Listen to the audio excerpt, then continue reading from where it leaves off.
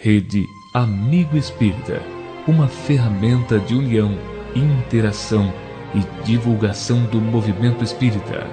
Acesse www.redeamigoespírita.com.br e confira nosso acervo disponível. Rede Amigo Espírita, divulgando, instruindo e unificando. Senhor Jesus, Divino Mestre, amigo incondicional da nossa vida, ainda sentindo no coração as vibrações suaves da música, que retratam dentro da nossa pobreza a expressão carinhosa do nosso amor pelo teu coração amantíssimo. Concede, divino amor, que nesta noite, embalados pelas tuas lembranças e pela voz carinhosa de Divaldo Franco, possamos sentir, Jesus, paixão pelo bem. Possamos sentir a ansiedade de ser bom. Possamos ambicionar profundamente, crescer, ser compreensivo, ser solidário, fraterno, amigo. Ajuda-nos, Senhor, a superar as nossas limitações para podermos servir melhor e nos entregarmos totalmente ao teu carinho, às tuas diretrizes. Fica conosco, Senhor. Para a apresentação de Divaldo Franco, para o carinho de todos vocês, Anete Guimarães.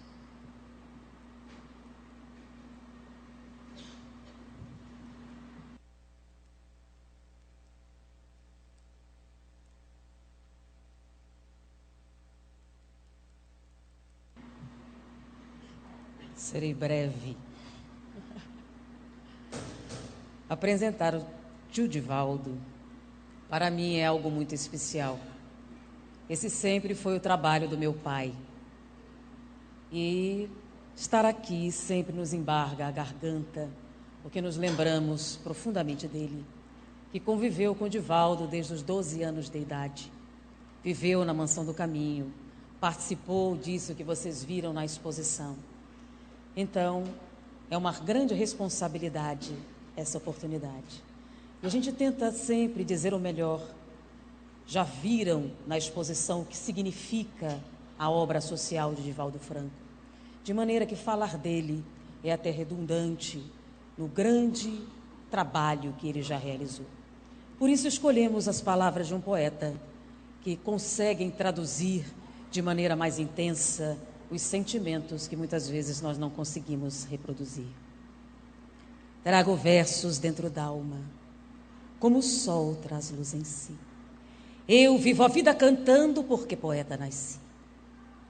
Ouço cachoeiras rolando das alturas dos meus sonhos, em dias claros risonhos de luminosa beleza. Nesse plano eterizado, quando penso estar pensando, estou com a alma escutando a prece da natureza. Sim, meu Pai, me sinto mudo, pois vós me destes tudo, o bem de viver na terra, com os olhos fitos nos céus, e poder conviver com a voz de Divaldo Franco, que traduz tudo isso muito melhor do que eu jamais poderia fazer. Com vocês, Divaldo Franco.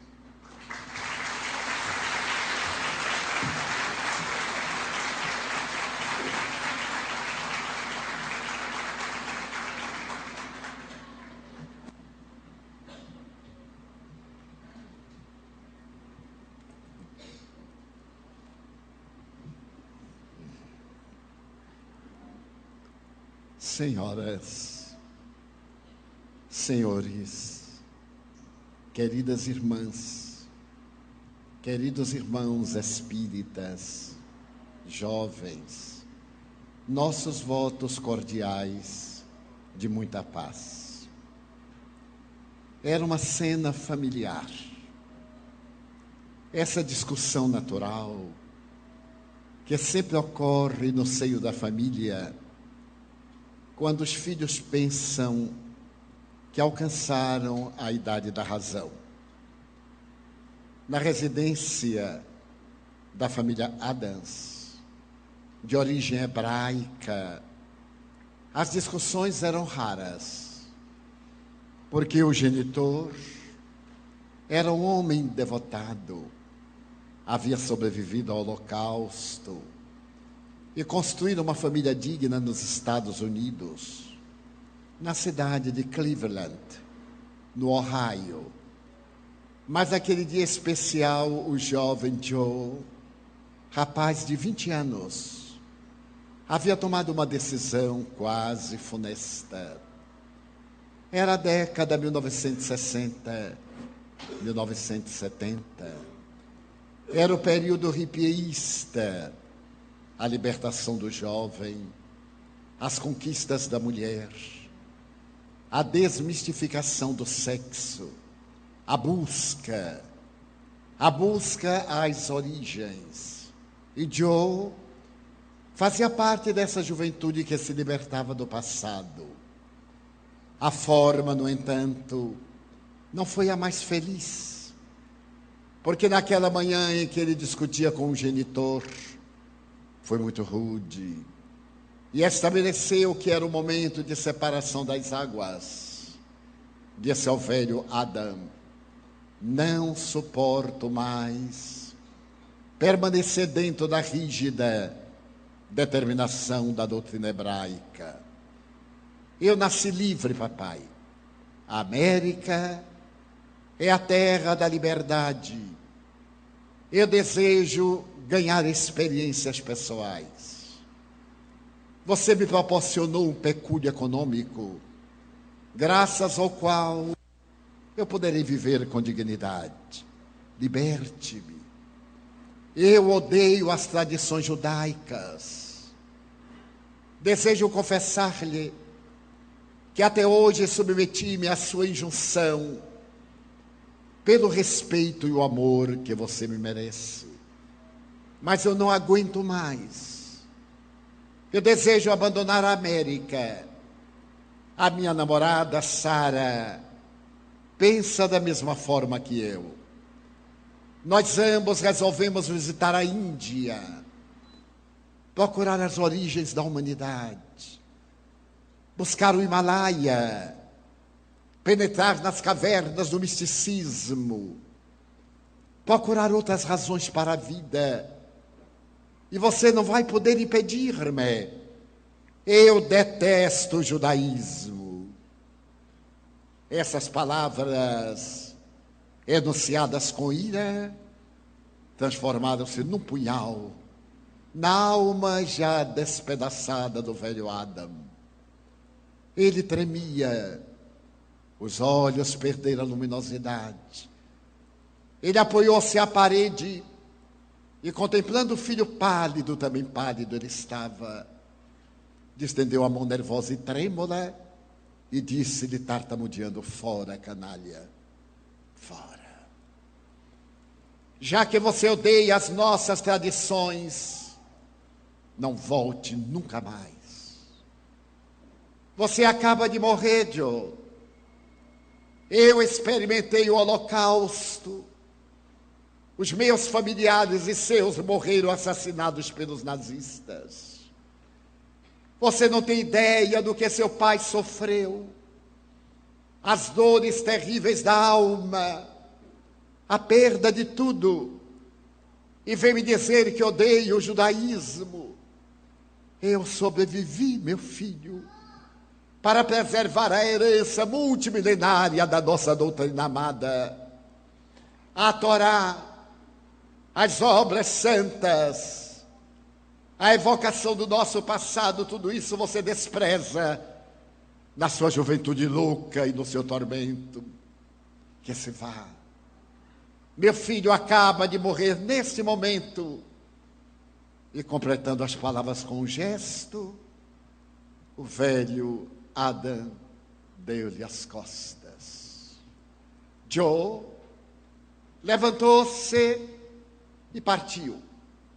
Havia combinado com Sarah que deveriam fazer a sua experiência na Índia, começando em Bombay. Fizeram a longa viagem. Eram dias de ilusão, a busca da flor e do amor, que se converteu na drogadição. E no retorno dos anos 60, sob o peso da amargura. Mas aqueles eram os dias de sonho, como bem definira Johnny Lennon. E eles partiram na busca do sono. Sonho, adormecimento, prazer, ilusão. Os anos têm o milagre de sucederem-se uns aos outros, dentro do calendário e do perpassar das horas. 6 anos depois, Joy caminhava sob o ardente sol de Bombay por uma das ruas mais movimentadas da cidade à época, com 5 milhões de pessoas. Quando de repente ele viu do outro lado um ex-colega, um colega da universidade. Era Sammy. Ele gritou: Sammy! E o colega, tomado de espanto: Joey, como é possível encontrarmos-nos 12 mil quilômetros distante da nossa Cleveland? Abraçaram-se jovialmente, e naquele momento de sorrisos, Sammy acerenou-se e disse-lhe: quero apresentar-lhe meus pêsames. Mas, pêsames? Por qual razão? Não me diga que você não sabe que seu pai morreu.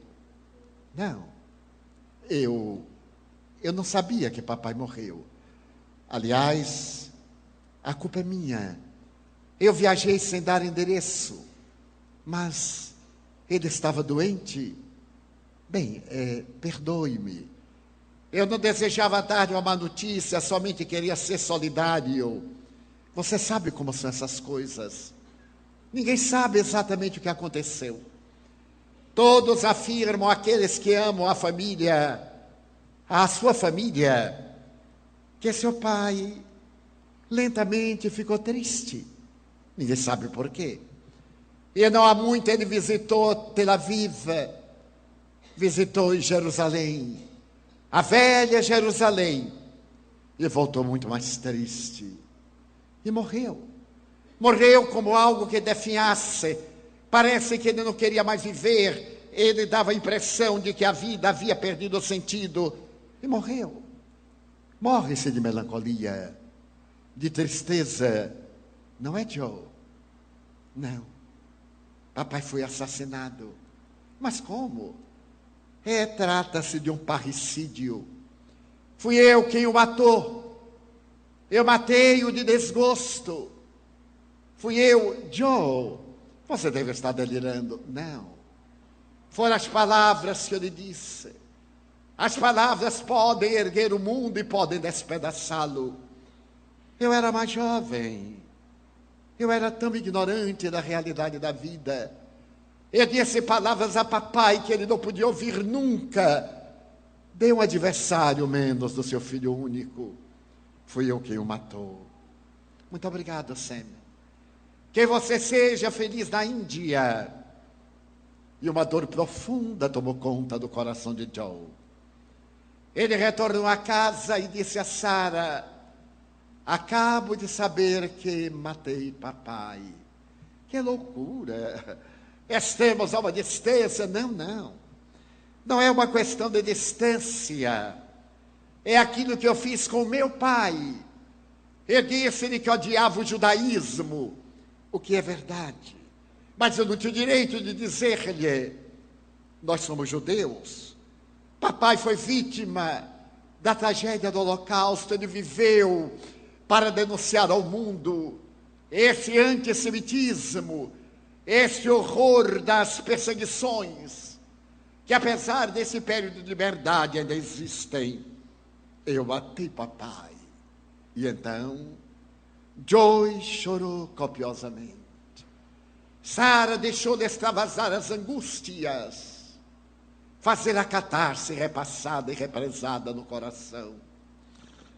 Naquela noite, após um dia de tormentos, ele disse: tenho que reparar, pelo menos, uma parte do mal que eu fiz. Antes de morrer, papai esteve em Jerusalém. Eu não sei o que ele teria ido fazer. Eu sei que lá existe o muro das lamentações. E que os judeus, desde o ano de 150, aliás, desde o ano de 70, quando Jerusalém foi sitiada por Tito, o filho do imperador Vespasiano, e foi destruída, que os judeus vão plantear o seu sofrimento naquela parede do lado oeste do Monte Sião, onde eles lamentam a perda da pátria. Eu tenho que ir a Israel, haja o que houver, mas nós ambos detestamos Israel, eu sei, mas eu tenho que ir, mas eu não irei com você. Você tem esse direito, Sara, mas eu tenho que ir. Se você me ama, venha comigo. Eu não poderei suportar os dois golpes, a perda de papai e a sua perda. Eu lhe suplico, venha comigo, venha comigo. Uma semana depois, os dois jovens judeus americanos haviam chegado a Tel Aviv e dali partido diretamente à velha e sagrada Jerusalém. Era um dia de sol. Caminharam a esmo, como se uma desconhecida força conduzisse-os. Eles estiveram na parte mais santa da antiga Israel. E podiam contemplar acima do Monte Sião as duas imensas mesquitas na plataforma superior.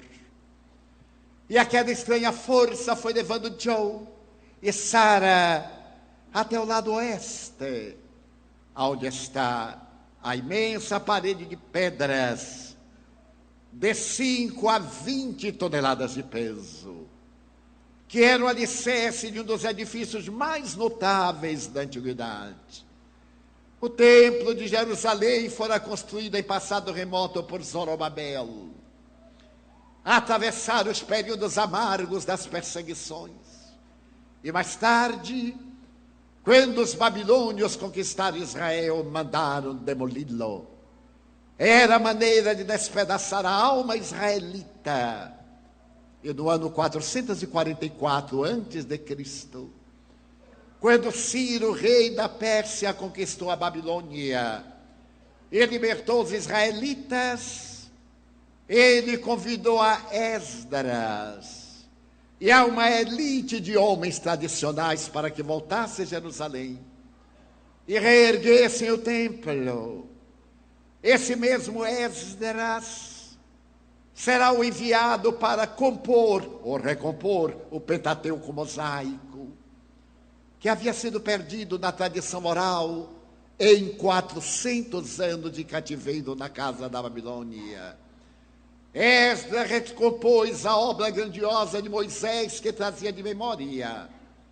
Ergueu o segundo templo, que seria aperfeiçoado mais tarde por Salomão, o que daria a característica de Templo de Salomão. E a época de Jesus havia sido ainda mais embelezado por Herodes o Grande. Herodes o Grande não era judeu, odiava os judeus, e também era pelos judeus odiado. Mas para poder conquistar aquele povo difícil, segundo o seu conceito, ele mandara esculpir na entrada do templo, na parede de mármore, uma macieira em ouro maciço, para glorificar ao Deus único. Na época de Jesus, o templo Era um conjunto de obras extraordinárias. Não era um edifício convencional. A parte central propriamente dita, na qual se encontrava por detrás do reposteiro de veludo imenso, a Arca da Aliança e os objetos chamados sagrados, esse santuário incomum de arquitetura extraordinária destacava-se entre átrios, salas, edificações, pórticos, num dos quais o menino Jesus, aos 12 anos, embaraçara os doutores da lei. Era esse templo que foi arruinado mais tarde por Tito, quando esteve sitiando Jerusalém de 68 a 70. E os judeus renderam-se, e ele não deixou pedra sobre pedra, conforme Jesus profetizara em Marcos 13, versículos 1 a 3. E era exatamente essa parede em que os judeus lamentavam, que agora se destacava pétrea, carcomida pelos milênios, e que Jó olhava algo enternecido, acercando-se daquela divisória que separa da parede dita sagrada, e perguntando dos porteiros: como é que devemos proceder para nos adentrarmos aí? Sara disse: eu não entro. Aliás, as mulheres não têm sempre permissão para adentrar-se na área. E o porteiro lhe disse: é necessário vestir-se. Bem mais, quero dizer, colocar um solidel, um chapéu. Ninguém se aproxima da porta de entrada do Senhor com a cabeça descoberta. Mas ali você pode pegar o jornal, improvisar um chapéu e adentrar-se. Ele parecia impulsionado por uma força peculiar. Aproximou-se da mesa, tomou um jornal, fez uma dobradura, colocou a cabeça e aproximou-se do imenso santuário de pedra fria. Ali estavam ortodoxos, judeus de diferentes países do mundo, que se movimentavam orando, que tinham sobre o ombro o tecido das orações. Havia um jovem que reflexionava enquanto contemplava a Torá, movimentando-se no ritmo das palavras que considerava sagradas. Jó olhou e perguntou-lhe en passant: o que é que você está lendo? A Torá. Você é judeu-americano? O seu acento é de judeu-americano? Sim. O que faz aqui? Estou de passagem. Eu vim visitar o Muro das Lamentações. Como é que eu devo fazer? Você vai até ali e pega a Torá. Pode emprestar-lhe. Abre-a e começa a lê-la. Então Jó aproximou-se de uma mesa onde estavam vários exemplares das obras tradicionais e sagradas de Israel. Tomou de uma Torá, aproximou-se e abriu-a casualmente. Seus olhos caíram no Salmo 23 de Davi. O Senhor é o meu pastor e nada me faltará. E mais adiante, mesmo que eu andasse pelo vale da sombra da morte, não temeria, porque o teu bastão me sustenta. Então as lágrimas ao jorraram nos olhos. Ele comoveu-se. O amigo percebeu. E então agora ele prorrompeu num grande pranto. O amigo segurou-lhe a mão e perguntou-lhe: que passa? Ele disse: lamento muito. Eu matei papai. Eu sou um filho ingrato. E o seu nome? Joey Adams. Joey, aqui é o local do arrependimento. É aqui que nós choramos nossas penas, que pedimos perdão a Deus. É aqui que suplicamos uma nova oportunidade. Peça a Deus. Mas eu não acredito em Deus. Não faz mal, Joe. Deus acredita em você. E isso é que é importante. Fale com Deus. Ele percebeu que nos interstícios das pedras, tão bem colocadas que uma lâmina não tem facilidade de entrar, havia, no entanto, uma porção de bilhetes, de papeizinhos enrolados, queimados pelo tempo, de dobraduras colocadas com muito sacrifício. E ele perguntou: o que é isso? São atos de arrependimento. É a maneira que as pessoas encontram de deixar aqui o seu lamento. Dai o nome do muro, das pessoas pedirem perdão a Deus ou pedirem perdão a alguém. Ai, se eu pudesse pedir perdão a papai. Aqui é o local. Você teria um pedaço de papel. O jovem colocou a mão nos bolsos, retirou um pedaço de papel diminuto. Deu-lhe uma lapiseira. E ali mesmo, encostando-se ao muro das lamentações, Joe escreveu: papai, perdoe-me, papai. Eu não o quis ofender. É loucura de jovem. Eu amo, papai. Perdoe-me. Joe. Então ele enrolou. E o rapaz disse: vai ser difícil encontrar um lugar. Muito difícil. Ele então foi procurando. E havia um pequeno orifício. Ele tentou colocar. Quando dali caiu um papel, ele ficou estremunhado. Estava perturbando o pedido de alguém. O papel estava amarelado, manchado no chão. Ele abaixou-se para tentar colocar no lugar que o seu bilhete ocupara. Uma força estranha impeliu a ver o que estava escrito. Ele desenrolou com muito cuidado o papel para que se não fragmentasse. E por pouco não desmaiou. Joe, meu filho,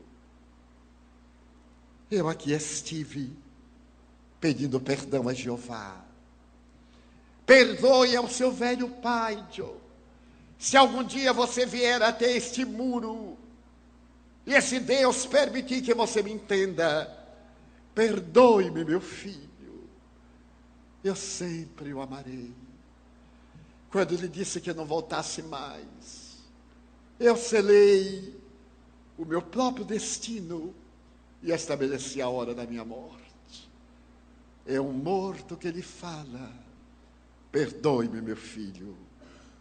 Ali estava o nome do velho Adãs. Joe fechou os olhos, estreitou aquele pedaço de papel de encontrar o peito. E o amigo lhe perguntou: o que passa? Ele disse: leia, é o bilhete de papai. Ele esteve aqui. Ele esteve aqui. A sua mão guiou a minha mão para que eu colocasse o meu pedido de perdão, onde ele havia colocado o seu perdão a mim mesmo. Os dois jovens abraçaram-se. E o israelita perguntou a Joe: você tem onde ficar por acaso? Não. Eu estou com a minha namorada. Chegamos há pouco, aqui perto, disse o jovem. Há uma escola de rabinato e há uma pousada para jovens que estão de passagem por Jerusalém. Você gostaria de ficar lá? Claro. Saiu quase correndo: Sara, veja o que aconteceu na rolha. E Sara, magoada, pareceu dizer-lhe sem palavras que não adiantava nada: eu ficarei aqui em Israel um pouco. Já que eu estou aqui, eu agora vou estudar a origem deste povo. O meu povo, o nosso povo, Sara. Irei aperfeiçoar-me no nosso idioma. Afinal, nós falamos muito superficialmente o Yiddish.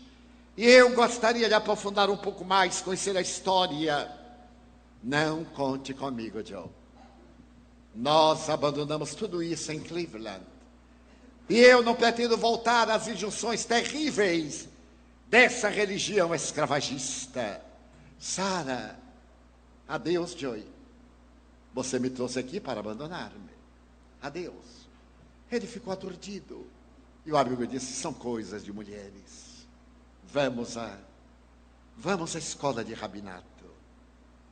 Ele então ali esteve. Passou uma semana. E já que estava ali, um rabino ortodoxo propôs que ele estudasse as obras sagradas. Ele não tinha o que fazer, aqueceu. E esse homem admirável propôs-lhe que se tornasse rabino. Ele talvez tivesse uma missão na Índia, ou em qualquer lugar. Levar a mensagem dos seus antepassados rica de luz, rica de bênçãos. Joe aqueceu. Agora tinha o coração despedaçado 2 vezes. O remorso, com o perdão do pai, e a saudade terrificante de Sara. 3 anos depois, ele deveria ser considerado rabino. Então o mestre disse: Joe, você é solteiro. Você está com 29 anos. Já está passando o período de casar-se. Todo rabino deve ser casado. Para falar sobre a família com a experiência de quem tem uma família. Sim, muito bem. Mas eu não amo ninguém. Não há problema. A minha mulher é casadora. Qual a mulher que não é casadora? Adora sacrificar os outros. Então ela vai arranjar para você uma noiva especial. Ela é portadora de uma psicologia. Eu já lhe falei a seu respeito. Ela disse: traga-o. Eu tenho uma jovem ideal para casar-se com ele. Eu tenho certeza que a sua prole está dentro daquele dever sagrado que Deus conferiu a Abraão, de que os seus filhos seriam mais numerosos do que os grãos de areia nas praias do mundo.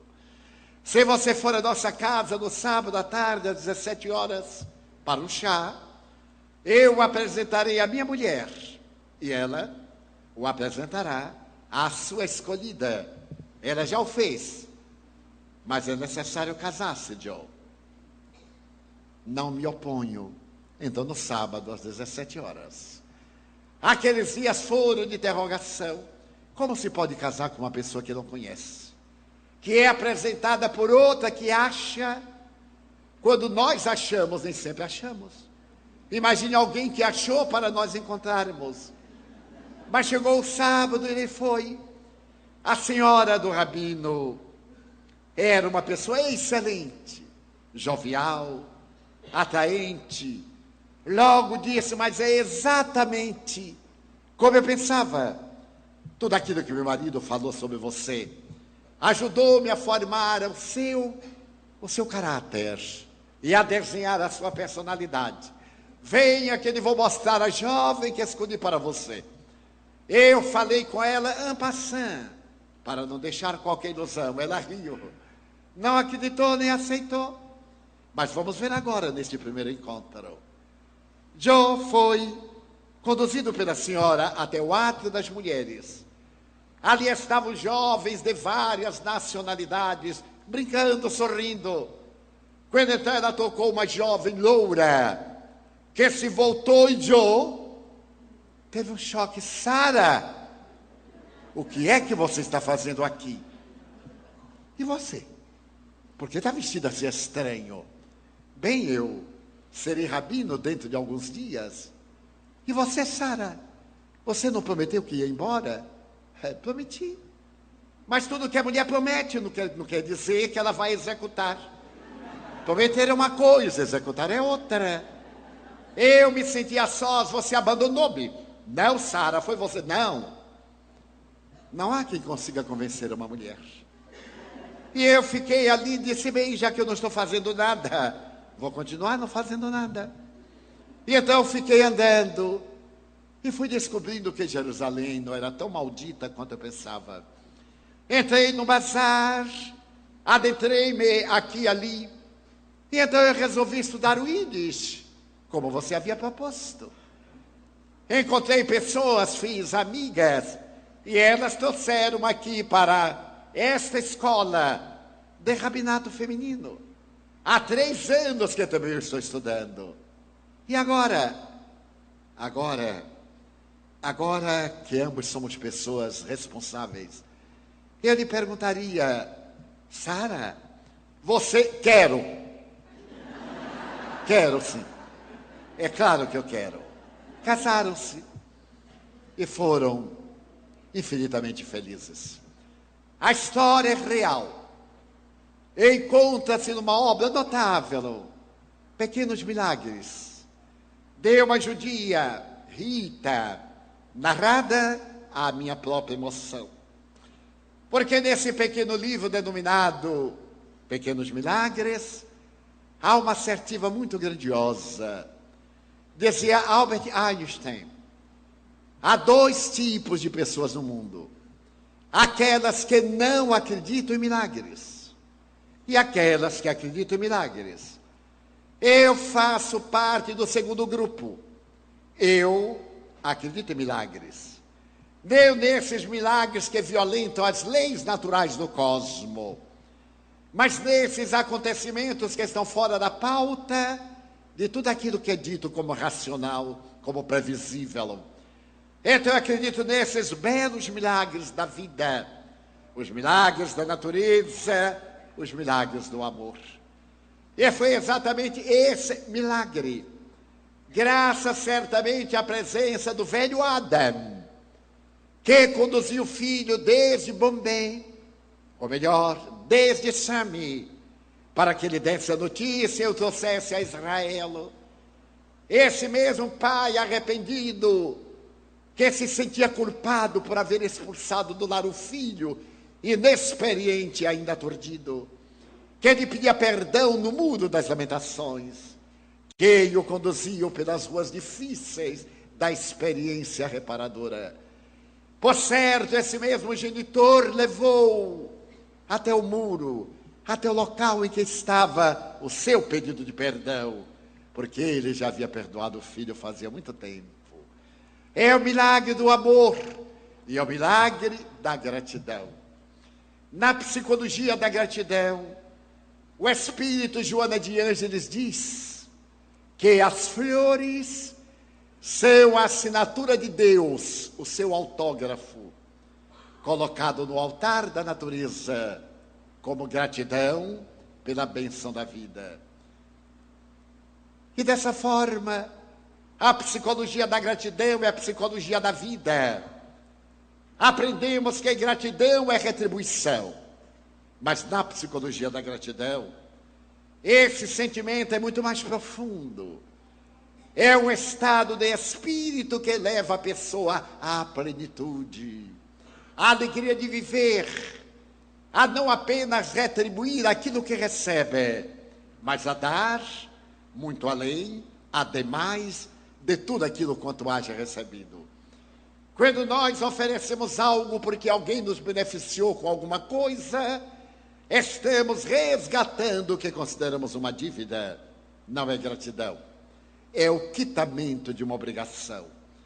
A gratidão é um sentimento de beleza, é uma espécie de sorriso da natureza quando podemos contemplar a vida das suas expressões mais variadas, agradecendo sempre a Deus primeiramente, e à vida, a oportunidade de estar-se reencarnado na Terra. Eu me recordo que a primeira vez quando eu fui à Alemanha, no ano de 1977, fui convidada para oferecer uma conferência na Universidade de Berlim, na aula de Sociologia. Eu havia vivido o período da Segunda Guerra Mundial e havia sido educado no tempo em que tudo que era alemão era bom. Bastava ter a marca alemã em qualquer metal, era excelente. Como esquecer as máquinas de costura, as facas, as lâminas, tudo aquilo que havia na Alemanha, e depois a propaganda. O alemão era um ser superior, e eu acreditava. Eu pensava que o alemão não morria, que o alemão não tinha necessidades fisiológicas, era alemão. E trazia um complexo de inferioridade, de terceiro-mundista, inesquecível. Quando, de repente, eu estava na sala de Sociologia, divulgando a doutrina espírita com um péssimo tradutor, um excelente alemão que falava muito mal português, e ambos estavam lutando um contra o outro, ao invés de um ao lado do outro. mas nos fazíamos entender. Eu disse de repente: meu Deus, eu estou em Berlim, na Universidade de Berlim, eu não acredito. Aquele menino amarelinho de Feira de Santana, aqui em Berlim, falando sobre espiritismo, eu não acredito, mas estava falando. E então me concentrei muito mais, e a nossa luta foi vitoriosa até o fim. Chegou o momento das perguntas. Eu esperava perguntas embaraçosas, complexas, e à medida que elas iam chegando, ia respondendo, e até aplaudiam, aquelas palmas de caridade, mas eram palmas. Quando terminamos, o professor de Sociologia veio até mim para agradecer. Eu fiquei estarrecido, digo: meu Deus, ele é alemão, e está agradecendo-me. Quando me sentei um momento, fiquei sorrindo e: Pai nosso que estás nos céus, muito obrigado, Senhor, pela oportunidade infinita da tua misericórdia para com o servo indigno trabalhar na tua seara. E as lágrimas me desciam. Então o Espírito Joana de Ângeles acercou-se-me e perguntou-me docemente: que fazes, meu filho? Eu disse: minha irmã, estou agradecendo a Deus o bem que Ele me proporcionou, em que eu tive a oportunidade de falar sobre a doutrina amada e ela ser apresentada com dignidade. Joana de Ângeles sorriu e disse: agradeces o bem que estás experimentando? Sim, senhora. Vou dar-te um conselho. A partir de hoje, ademais de agradeceres o bem que te acontece, passa a orar a Deus agradecendo o mal que não te aconteceu. Então agradece a Deus não ter acontecido algo de desagradável.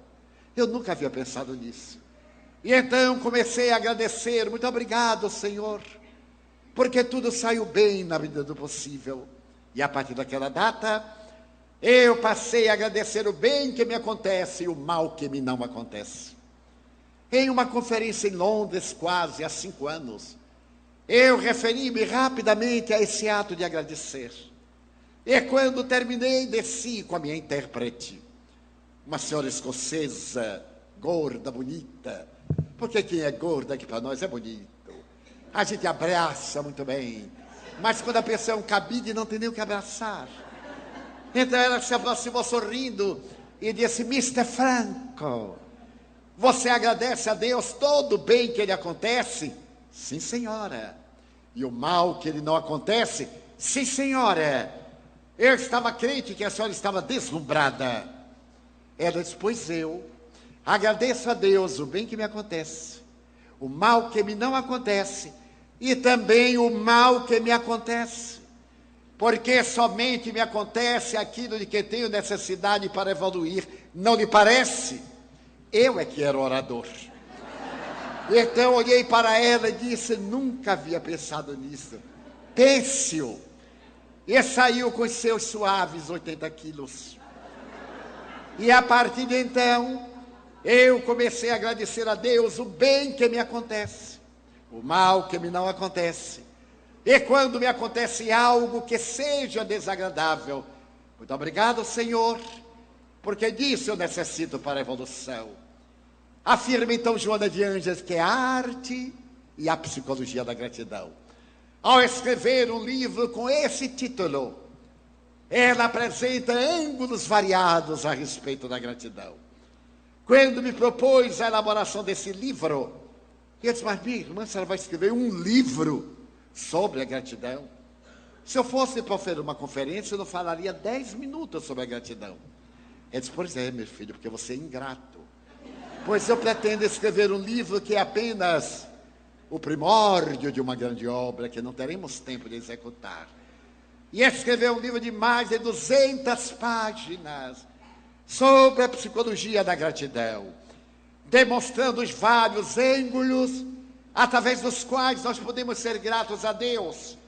E utiliza-se da mitologia grega. Ela toma como base essencial o mito de Perseu, aquele jovem que é filho de Danae. É uma história muito bela. Acrísio era um rei poderoso E ele recebeu de um oráculo que seria assassinado por um neto. De imediato ele tomou precauções. Tinha somente uma filha, Danae. Ele mandou encarcerar Danae e colocar numa gruta ao lado de uma ama, para que nenhum homem pudesse tocá-la. E Zeus, que era um conquistador incorrigível, sabendo que Danae estava encarcerada e que ninguém a podia tocar, transformou-se numa cortina de ouro e adentrou-se na furna e no cativeiro de Danae e fecundou-a. Dessa união da mulher com o divino, da criatura com Deus, nasce Perseu. Perseu foi mantido em segredo, até que Acrísio soube, e acreditando que havia sido traído, mandou matar a ama, e colocou Danae e seu filho dentro de uma caixa, fechou-a e mandou jogar ao mar, para que ela fosse destruída. Mas Zeus, que era o pai de Perseu, soprou ventos brandos, pediu ajuda de Netuno, o rei dos mares, e essa caixa foi até uma praia, onde um pescador libertou Danae e o seu filho Perseu, e criou-os com imensa ternura. Quando Perseu chegou à idade adulta, um rei cobiçoso apaixonou-se por Danae e começou a persegui-la, e Danae procurava de toda forma afastar-se desse indivíduo inescrupuloso e perverso. Então ele anunciou que estava para casar-se com uma jovem poderosa e pediu a todos do seu reino que fossem a palácio para poder ofertar-lhe alguma coisa, porque o pai daquela que ia ser sua mulher exigia um dote muito expressivo. E como Perseu nada tinha para oferecer, em um momento jovem de arrebatamento, ofereceu-lhe a cabeça da Medusa. A Medusa era a personificação do mal, aquela cabeça de uma das 3 górgonas, que ao invés de terem cabelos, tinham serpentes, e todos que fitavam o rosto da Medusa petrificavam-se.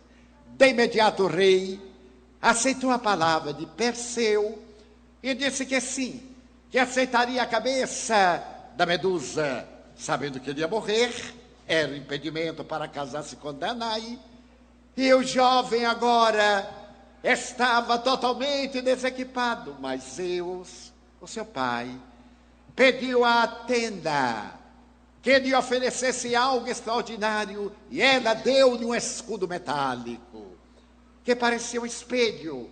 Marte ofereceu-lhe asas que foram colocadas aos pés, e cada deus fez a sua contribuição. A lenda é linda e larga, vamos sintetizá-la. Ele consegue voar até a região das sombras onde viviam as ninfas, elas desvelam onde estão as górgonas, e alguém dá-lhe uma foice para que ele pudesse decepar a cabeça da Medusa. E ele lá chega. E quando chega, ao invés de olhar a Medusa, ele a vê através do escudo, que era o verdadeiro espelho, decepa-lhe a cabeça, coloca no saco e voa, graças às asas que Marte lhe havia colocado nos pés, e voa conduzindo esse tesouro. Mas quando ele vai saindo daquela região tenebrosa, perto da Etiópia, ele vê uma jovem amarrada a um rochedo, porque o monstro marinho ia devorá-la. É que a rainha, acreditando-se muito bela, feriu a Hera, a deusa mais bela de todos os deuses. Então Hera, desesperada, mandou o monstro marinho destruir a cidade. E para poder diminuir a tragédia dessa vaidade, era exigida a vida de uma jovem casta, Andrômeda, que foi amarrada ali para que a fera devorasse. Quando Perseu soube da história de Andrômeda, apaixonou-se por ela. E quando a fera veio e apresentou a face de Medusa, A fera petrificou-se no imenso rochedo. E ele casa-se com Andrômeda. Depois de vicissitudes variadas. E retorna até a região em que o rei desejava desesperadamente casar-se com sua mãe. Ele vai a palácio e diz que havia trazido a cabeça da Medusa. O rei chasquina, a corte zomba. Então Perseu, aborrecido, tira a cabeça da Medusa e petrifica todos. E vai com a sua mãe, e agora com a sua esposa, para as terras da Larissa. E naquele lugar do rei perverso é colocado o pescador, que era irmão de Acrísio, o seu avô. E certo dia, estando Perseu nos jogos, recordemos as Olimpíadas, ele faz um momento grandioso de Discópolo. Tem na mão disco e atira-o. O vento desvia o disco e vai bater na cabeça de um ancião que estava fora do estádio. Era o rei Acrísio, que, de acordo com o vaticínio, foi assassinado pelo neto. Perseu, apaixonado, declina da honra de governar o reino, passa adiante e vai viver dominado pela gratidão à vida, com sua mãe e com Andrômeda, numa região fértil e de beleza. Então Joana de Ângeles arranca do mito de Perseu a história da gratidão. A gratidão é resultado de um grande esforço. Muitas vezes temos de utilizar-nos da Medusa, da indiferença perante a perversidade dos perversos, a maldade dos maus, para sobrevivermos a todas as injunções dolorosas e poder cantar na alma um hino perpétuo de gratidão.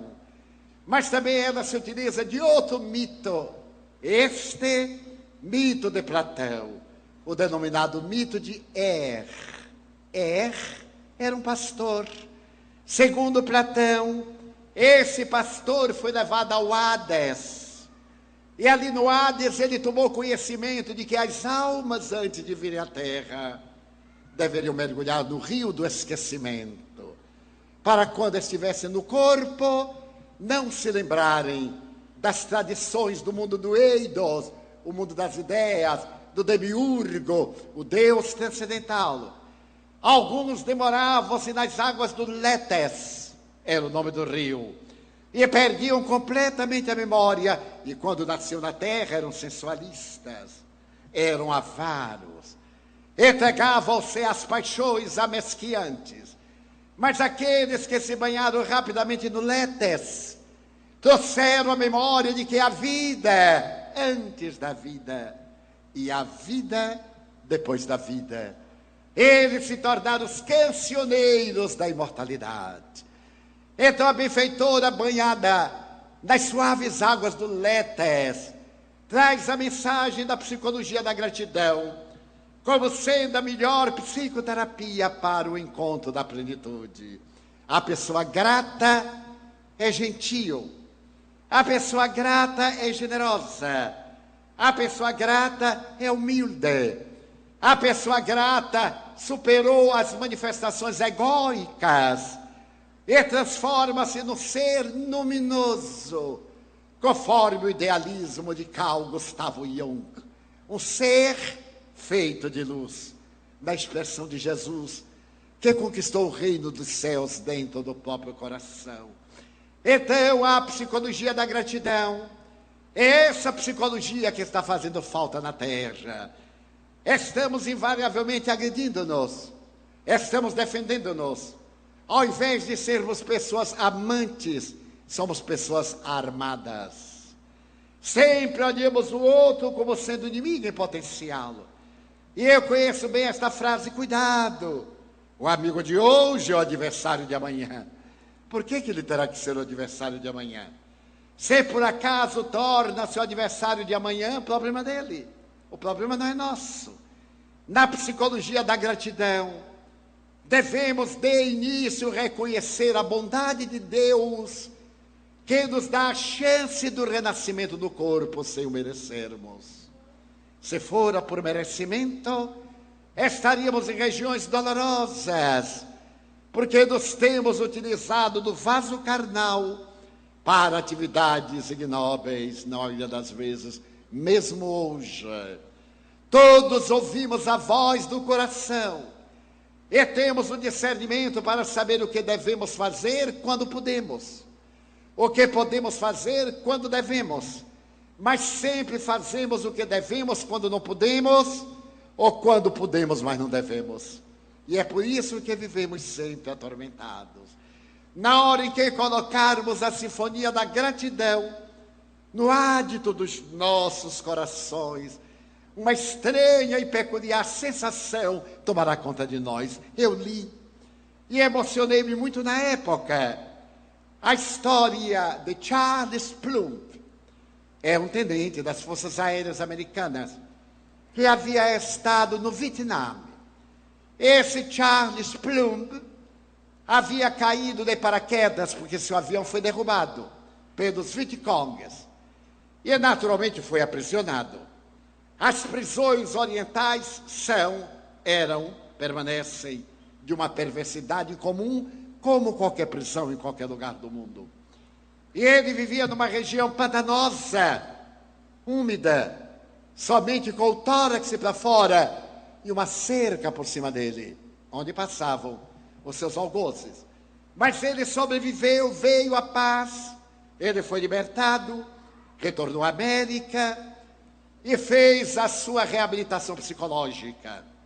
Submetido a terapias de recuperação, ele conseguiu a paz e tornou-se um excelente orador, um orador profissional. Viajava pela América contando o que é a guerra, os horrores da guerra que começa na guerrilha de dentro de casa, nesse estado nosso de combate ativo, da inveja, neste sentimento de competir com o outro, de não dar chance ao outro, como se nós fôssemos suficientes para fazer sempre o melhor, sem que outrem tenha oportunidade.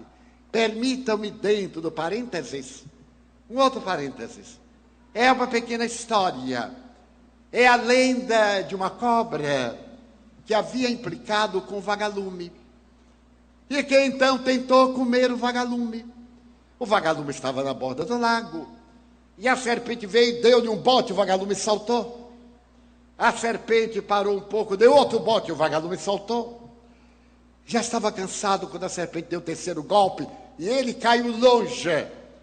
Então, quando a serpente se preparava para o golpe fatal, o vagalume disse assim: alto lá, senhora serpente. Um momentinho, deixe-me respirar. Eu tenho 3 perguntas para fazer e depois faça o que quiser. A cobra sorriu, botou a língua de fora. E o vagalume perguntou: eu não faço parte da sua cadeia alimentar, faço? Ela disse: não. Eu não lhe prejudiquei de forma nenhuma. Prejudiquei? Não. E é por que a senhora quer me comer? Porque você brilha. Então, na terra existem muitas serpentes que estão perseguindo os vagalumes, estão impedindo os vagalumes de derramarem claridade na noite escura. Eu não tenho o sentimento da gratidão, que faz parte do arquipélago sinfônico do amor. Somente quem ama é capaz de ser grato.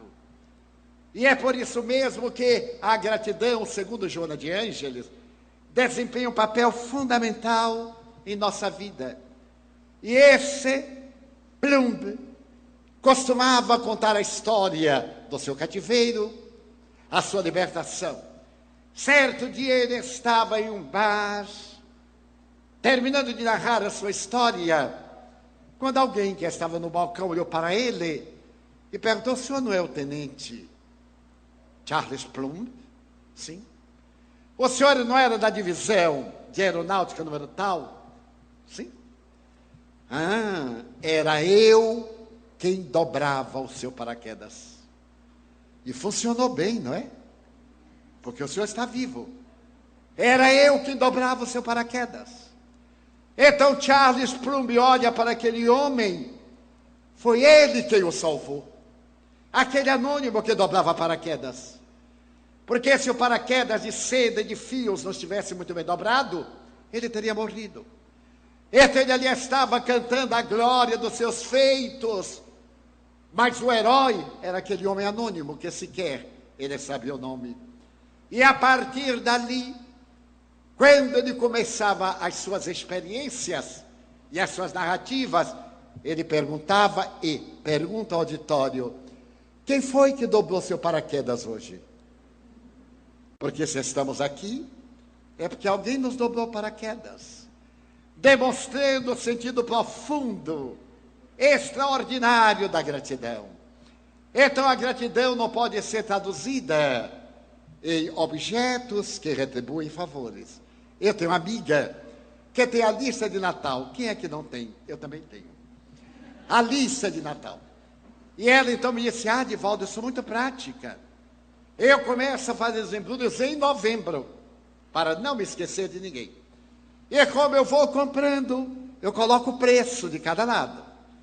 E quando eu recebo o presente, eu confiro. Se é mais barato do que o meu, para o ano ele não recebe. Então eu vou eliminando esses que são sovinas e abrindo espaço para aqueles que são generosos. Eu sou uma pessoa muito grata. Eu digo: nossa, nesse gênero, você pode montar um brechó de coisas valiosas, porque você não elimina aquele que lhe dá um presente mais caro do que o que você deu. Quando o sentido do presente não é o preço, é exatamente a lembrança do presente. É muito comum dizermos: aqui está, eu me lembrei de você. Esse é o sentido de gratidão, é o sentido de amor. Anteriormente nós tínhamos o hábito, todos nós, de mandarmos cartões postais. Era interessante. Eu tive um irmão aqui na terra que era sui generis, um temperamento muito especial, para não dizer um temperamento terrível. E meu irmão me adorava. Eu era o único amado, o bem amado. E retribuía. Quando eu comecei a viajar, chegava a uma cidade famosa e, claro, mandava um cartão a meu irmão: lembrei-me de você. Era a Torre Eiffel, era o Louvre, era o British Museum, fosse o que fosse, era Jacarepaguá. Eu mandava. E certo dia eu estava crente que eu era muito carinhoso com meu irmão. Um outro irmão, fofoqueiro, disse assim: Di, você fica mandando a fulano esses cartões postais, ele fica revoltado. Não me diga. Mas por que ele fica revoltado? Ele pega o cartão e diz: está se exibindo. Eu digo: bom, muito obrigado. Nunca mais eu mandei cartão postal para meu irmão, o mais velho. Então, alguns meses depois, fofoquinha me disse: Di, fulano acaba de dizer que está tão soberbo que nem tem para mandar um miserável cartão postal. Você não tem. Então, o que fiz? Mandava numa semana um, na outra não. Mandava um, na outra não. Porque eu queria dizer ao meu irmão que eu era grato a ele, porque financiou a minha primeira viagem à cidade do Salvador. Quando saindo do interior, eu vim trabalhar e iniciei a minha jornada de independência econômica. Era a minha maneira de dizer-lhe que eu era grato. Mas como ele era muito especial, então era necessário lidar com a sua especificidade. E quando ele estava desencarnando, chamou-me em Feira de Santana, e entre as muitas perguntas que me fez, ele perguntou: Di, você tem algum ressentimento de mim? Eu disse: mas por quê? Por causa dos cartões postais. Eu digo: não. Pois olhe, eu lhe sou tão grato por haver me mandado aqueles cartões postais, que estão todos guardados naquela caixa. Quando eu morrer, leve, que não fique para ninguém. Eu estou devolvendo, viu como eu sou grato? A gratidão tem sutilezas. De fato, era uma forma de me dizer: muito obrigado. Porém, um dos gestos mais belos de gratidão que eu conheço, e narra Joana de Anjos no livro, foi algo que aconteceu em Londres. em um dos circos mais famosos da humanidade, Barney and Barney. Naquela oportunidade, um dos elefantes enlouqueceu. O elefante chamava-se Bozo, e de repente ele enlouqueceu. Era necessário amarrá-lo em correntes em vários pinos, e ele os arrancava todos. E então, não tendo outra alternativa, a Scotland Yard sugeriu que a fera fosse fuzilada.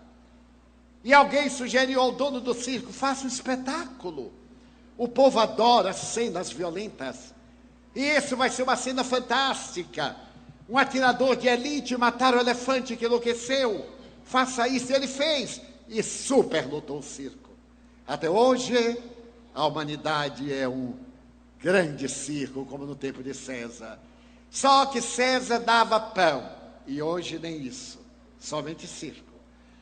A humanidade, ela estava representada quando o animal emitia ruídos terríveis dentro da jaula, atado a correntes férreas, presas ao solo.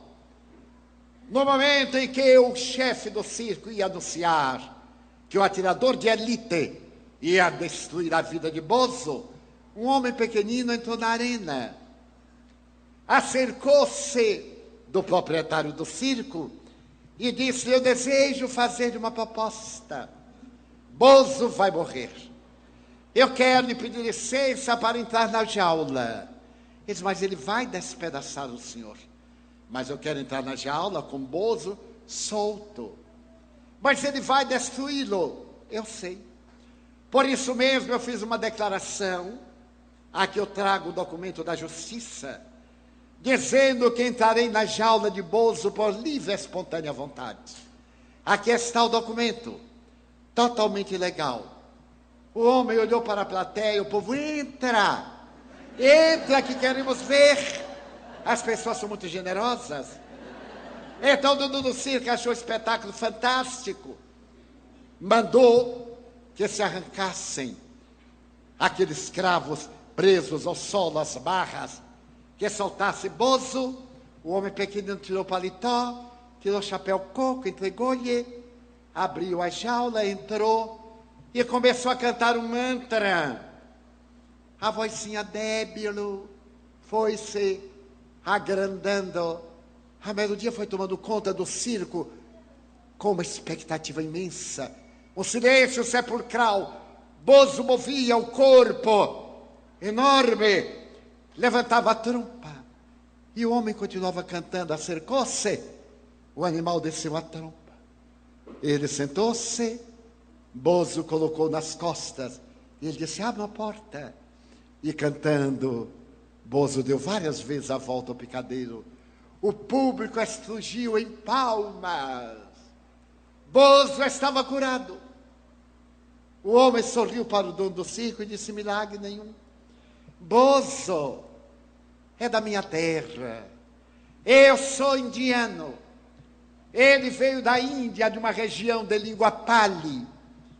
Na sua infância, ele ouvia as crianças que falavam pali, que eu levava a banhar no rio, que eu conduziam.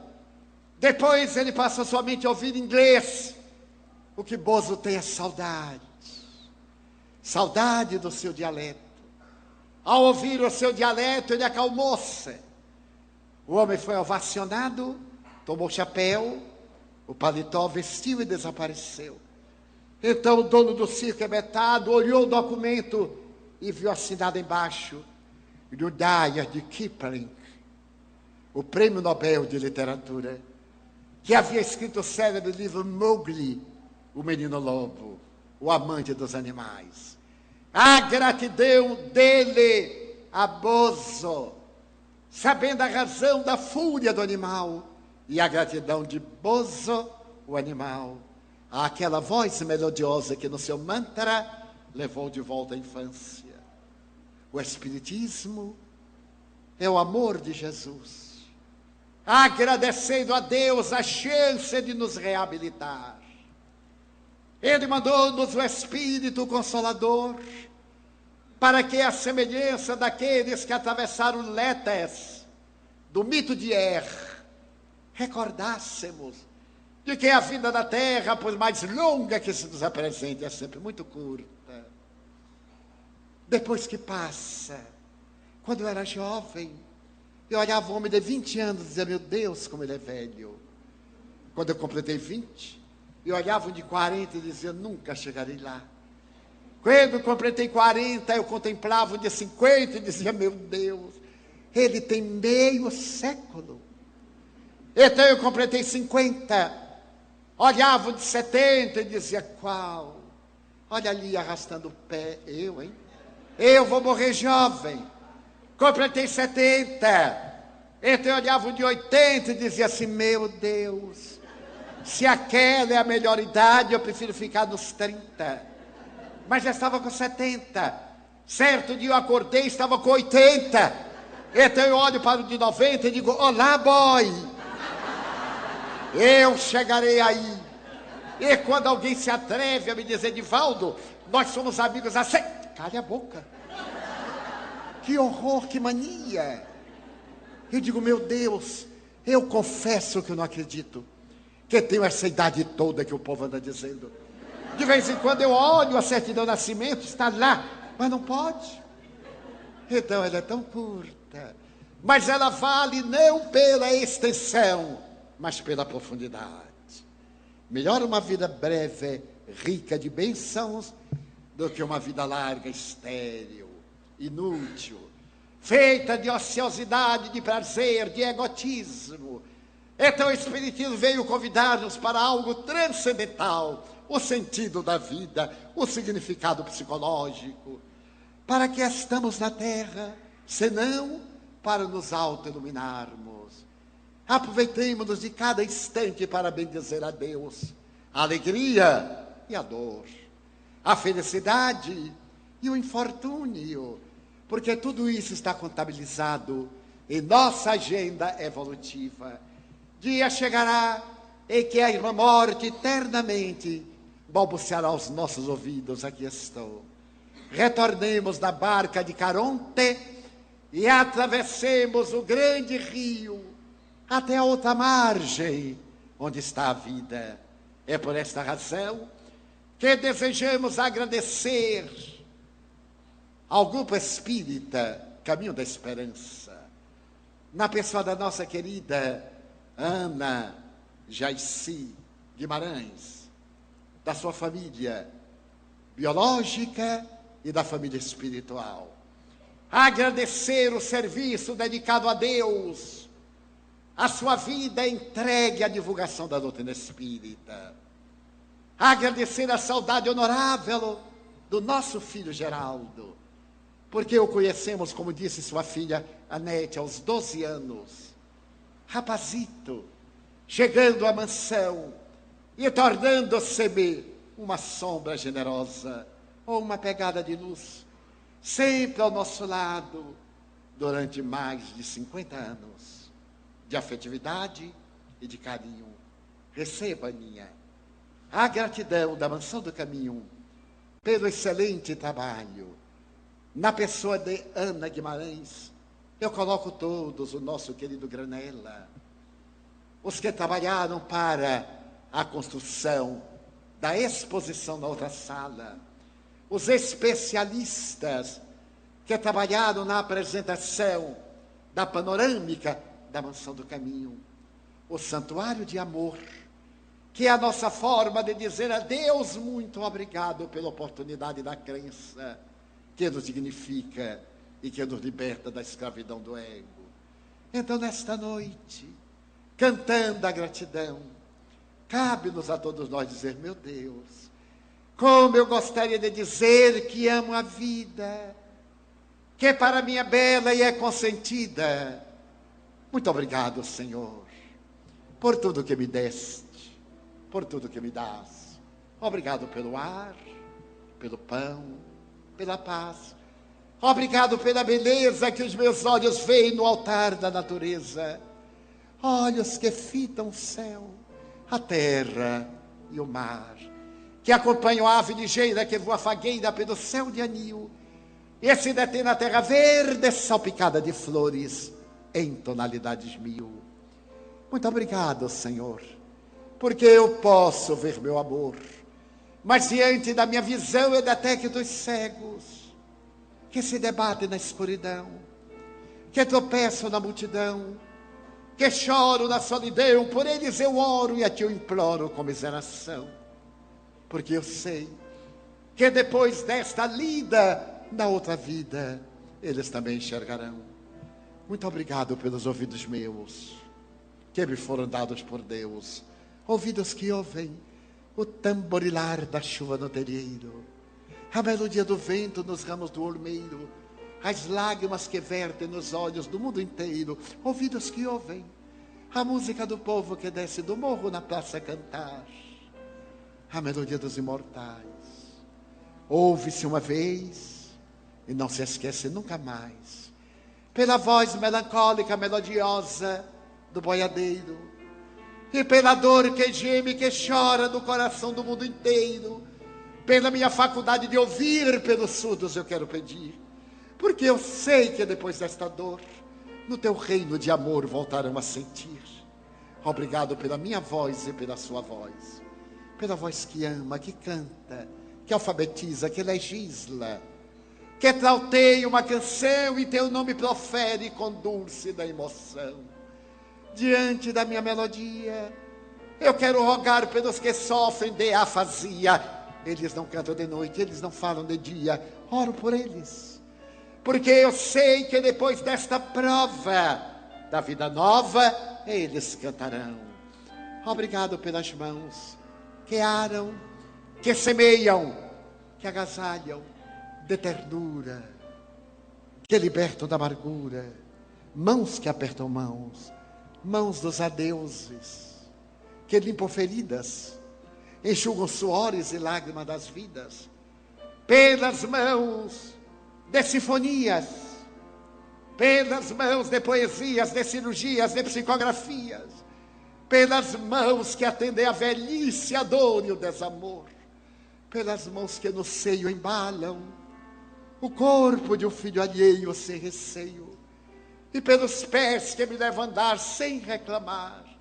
Muito obrigado, Senhor, porque me posso movimentar diante do meu corpo perfeito. Eu Te quero louvar, porque eu vejo na terra aleijados, amputados, marcados, necessitados, enquanto eu posso caminhar. Obrigado, Senhor, pelo meu lar, o meu doce cantinho. Não é importante que seja uma favela ou um ninho, um duplex, um bangalô, seja o que for, mas que dentro dele exista a presença do amor de mãe, ou de pai, de mulher, ou de marido, de filho, ou de irmão. Um amigo que nos dê a mão, porque é muito triste viver na solidão. Pelo menos a companhia de um cão. Mas se eu a ninguém tiver para me amar, nem um teto para me agasalhar, nem uma cama para repousar, nem aí me esquecerei de dizer obrigado, Senhor, porque nasci. Muito obrigado, porque creio em Ti, pelo Teu amor. Obrigado, Senhor, pela sua atenção. Muito obrigado, senhores.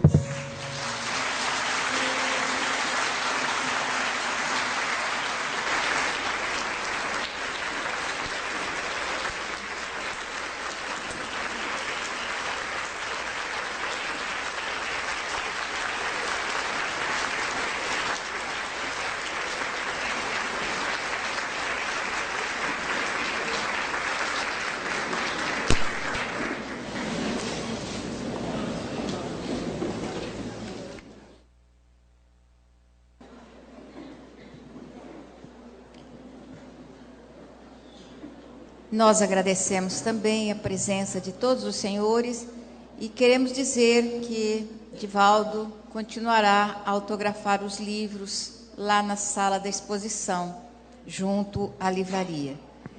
Adquiram os livros, mas adquiram o DVD, que está muito lindo, e conheçam essa obra monumental que é A Mansão do Caminho. Que Deus nos abençoe. Muita paz.